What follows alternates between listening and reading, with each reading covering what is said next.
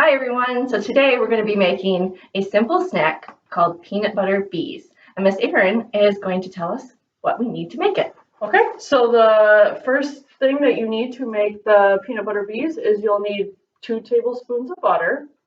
You will need a half a cup of peanut butter. You will also need a half a cup of confectioner's sugar or powdered sugar. Then you will need 3/4 cup graham cracker crumbs.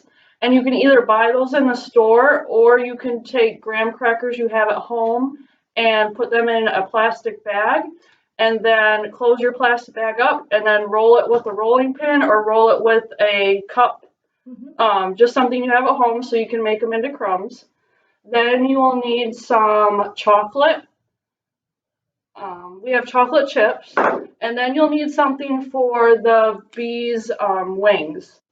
We have flakes cereal, but the recipe calls for sliced almonds.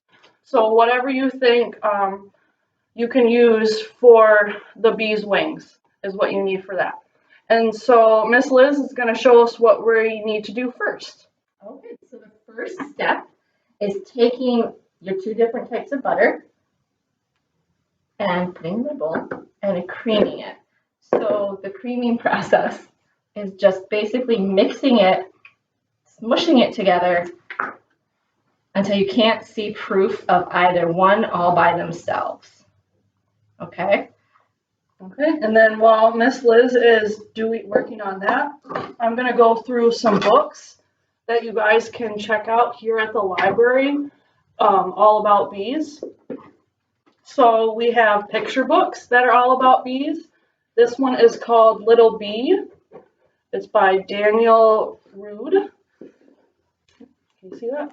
And then we have Swarm of Bees by Lemony Snicket. And then we also, so those are picture books about bees. So those aren't true stories about bees. But then we also, if you want to learn about more about bees and how they live and how they work, we have books like Inside the Bee's Hive. We have Zoom In on Bees. And then we also, me and Miss Liz were looking at this book this morning. We really liked this. This is called the Bee Book. It had really cool pictures in it. And then also we just have a book called Bee. And I really like this one because on each page, I don't know if you guys will be able to see this, but there's a cutout in the shape of a honeycomb. And on every page, the bee travels on the page. And then I like the end of this book. I'll show you that. I love all those flowers. So let's see how Miss Liz is doing over here in the bowl. Okay, so it's all creamed together. Can you see that? It looks just like peanut butter now from your end, but it's a lighter peanut butter because that butter is mixed in there. So when you're creaming peanut butter and butter, you just want to make sure there's no chunks of butter left. Our butter was nice and soft, room temperature, very easy to stir in there.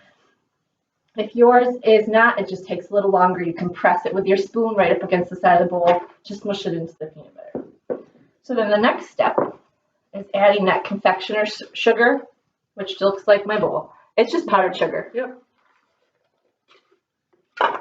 You stir that in. That's okay. It looks yummy already. It smells all sweet and peanut buttery. Yeah. And if you guys are allergic to peanut butter, you could also try almond butter or cashew butter, any type of butter like substance that works. Yep. I think there's a soy substitute that Oh My uses. Oh, okay. You can look it up online. Yeah. Ask your parents. This takes a little strength to get all of your powdered sugar mixed in with the peanut butter and the butter. If you have a grown-up with you, you could use an electric mixer. But Miss Erin and I wanted to show you how you could do it all on your own if the grown-up in your life is okay with that. Make sure you get permission first. Almost done. She just wants to make sure she doesn't see any more white specks in her peanut butter. Nope. because that means when there's no more white, she knows that it's been mixed in completely. And when I show you it, it's still gonna look like peanut butter to you, hopefully, because you can't see that powdered sugar. But it's a lot thicker now than it was. Yep. You see that? Still looks like peanut butter. The next step. But it smells delicious. It really does. Miss Erin wants to dump the crumbs, the graham cracker crumbs in there. I did not have graham cracker crumbs from the store, but those are just fine to use. So I did what Miss Erin did, or talked about, and I put it in a plastic bag, and I used a jar because that was the most even roundness that I had. Flat, circular. Yep. It's a contradiction, but that's gonna be really loud.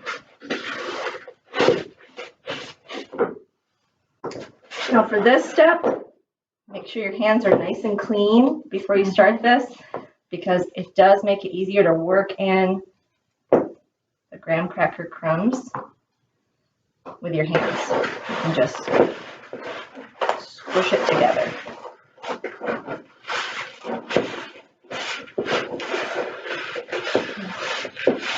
While I'm doing this, I'm going to have Miss Erin put the chocolate chips in the microwave for a few seconds. It says to microwave on high for 1 minute or until melted. Ours is a little powerful, so I probably would say, sorry about that, say like 45 seconds.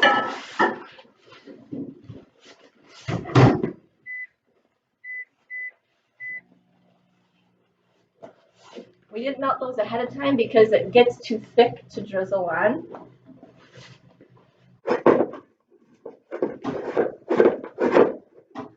Okay, so it's almost melted. While she's doing that, see how she's stirring? I'm going to go ahead and shape this dough into little ovals. So see how it's like a ball of dough I can pick up now? I'm just going to take small sections about this size. They're not going to have to bake, so you can make them the size that you want. If you want to have smaller bees, that's fine. If your adult in your life is fine with you having really big ones, that's fine too. I make mine about like that. And then I'm going to put, we have cookie sheets that we just put wax paper on.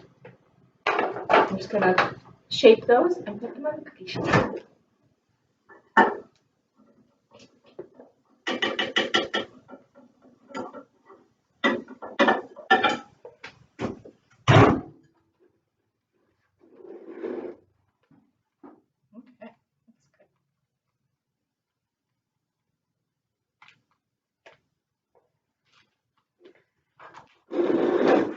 So I have all the chocolate melted.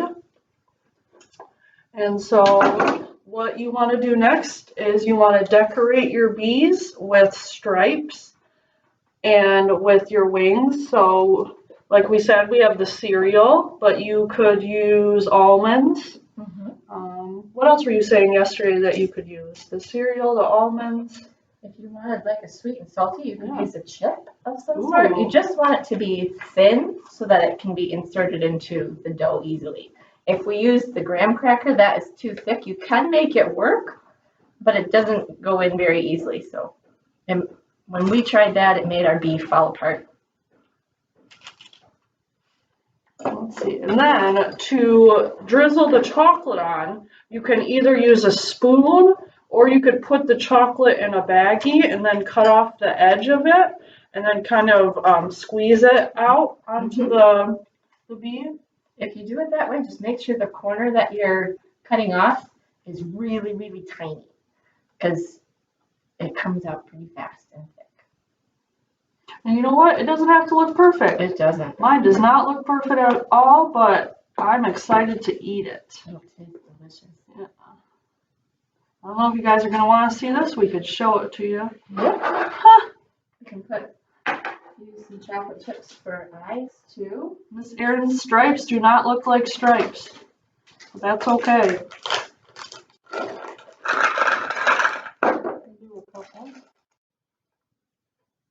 And then Miss Liz got me some more chocolate chips that I can use to give my bees some eyes.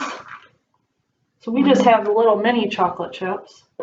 And when I'm done with this, I'll hold it up so you guys can see it. So let me do one more so you guys can see. If you wanted to make it into a peanut butter beetle, you could just dip it into the chocolate. Yeah. So I don't know if you guys can see that. Let me try to get close up. So there's my little bees. There's the little eyeballs and their chocolate stripes and their wings made out of the corn, the flakes. Cereal flakes. So we hope that you guys enjoy this video, and I hope you guys take the time to make some peanut butter bees with your family. Yep. And we hope that you get your parents, if you like some of these books, to ask them to be checked out for you through our curbside service. And learn all about bees. Yeah. They're amazing little creatures. You don't need to be afraid of them. Learn about how not to upset them, because that's usually the only time they sting. The other thing we need to remember that I'm sorry I forgot to say, but we want to put these in the fridge. So they're really, if you can see my hands, they're really gucked up with the dough because it's super soft right now. So you can put them in the fridge. I usually say about a half hour, but you can seal them nice and tight and keep them in the fridge for days, and they're still delicious. Okay? I hope you like it. Thank Have you. a good weekend. Bye.